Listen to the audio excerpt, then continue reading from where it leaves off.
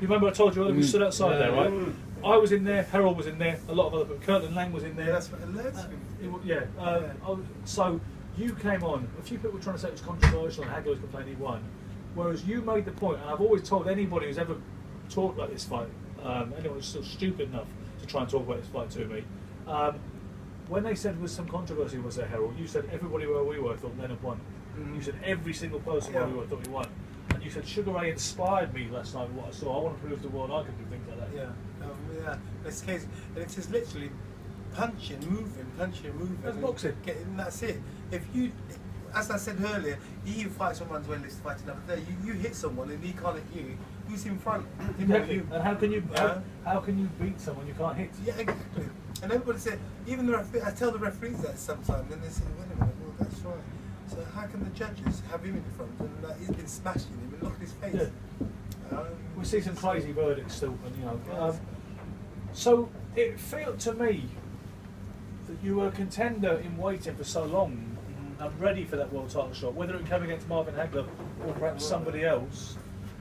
And it felt when you suffered your first reversal as a professional against Sungwoo Kalambai for the European title. I had this. I was really disappointed that night. I watched it live on BBC with my dad. He was a big fan of yours as well. And I had this terrible feeling that you'd gone off the board a bit, and it had gone too long. You'd waited too long to get the opportunity that you deserved, and it felt to me like Kalambai didn't really beat you. I beat myself. I don't like saying that because you've got to give a man credit for winning the fight. But it really felt like it was something that had just been that bit too long coming. Yeah, it was really. We waited so long for the fight. There's Hagler this, Hagler that, then there's, we got a European, we've got to come back for a world championship to go down to European.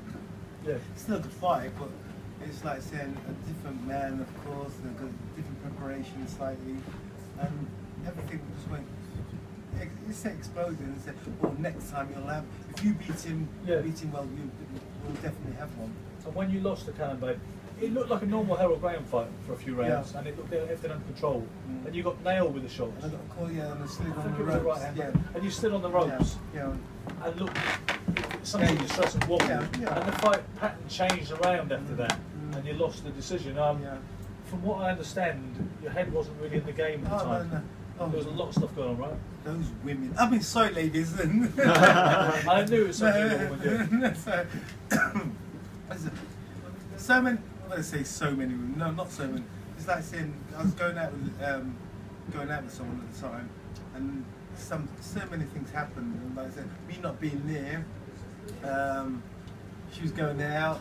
And me thinking because you got to make sacrifices and train like a fighter. Where is she? Where's she gone? Who was there? And your mentality thinks that, say, she must have been.